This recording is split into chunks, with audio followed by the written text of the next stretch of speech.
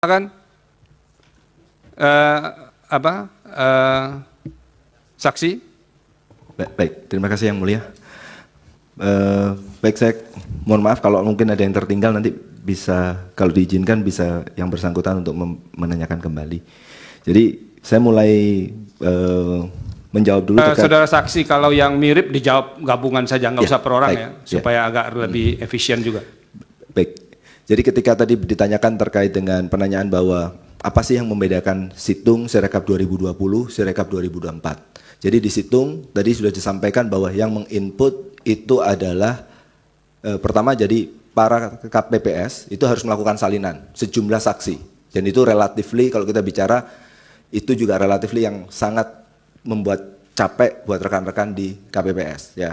Habis itu yang nanti akan melakukan scan, input, dan kawan-kawan itu akan dilakukan oleh teman-teman di kabupaten kota. Di Situng 2020 itu sudah mulai diotomasi gitu ya, tapi jumlahnya hanya 3 halaman.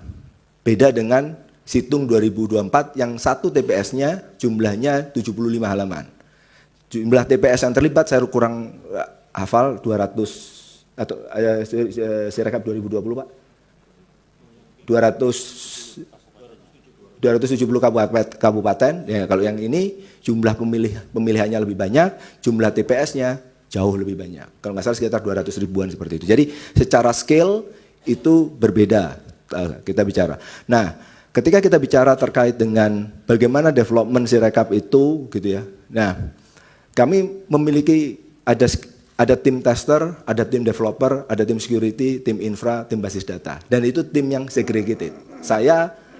Karena saya kebetulan adalah security, jadi saya harus ngecek semua kerjaan. Makanya kayaknya itu sebabnya saya yang harus datang ke sini untuk menjawab pertanyaan di majelis ini. Oke. Nah, ketika kita bicara terkait dengan apakah mungkin orang di dalam itu melakukan pengubahan atau seperti itu. Kalau kita bicara, kalau dia punya authorization, dia bisa.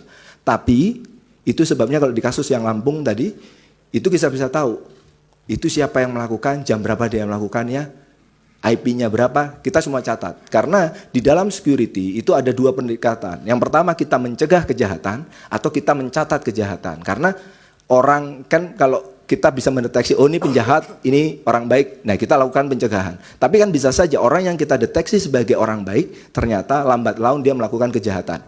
Belum tentu orangnya, tapi bisa saja perangkatnya disusupi oleh malware. Itu. Jadi kami melakukan pengetesan dengan tim yang terpisah, dan masing-masing tim bertanggung jawab atas hasilnya, dan ada cross check dan kawan-kawan. Nah, ketika kita bicara, tadi ada pertanyaan gitu ya, apakah memang benar bahwa kami itu sudah merasa paling benar? Tidak ada yang sempurna di bawah langit ini, dan itu yang saya pahami dan semua rekan-rekan kami. Apakah kami sudah diaudit? Sudah, kami diaudit. Bisa dipakai. Ada 2 lembaga yang melakukan audit, BRIN telah melakukan audit, dan BSSN telah melakukan technical assessment. Karena cukup lama saya harus nahan fakta ini, mohon maaf yang mulia.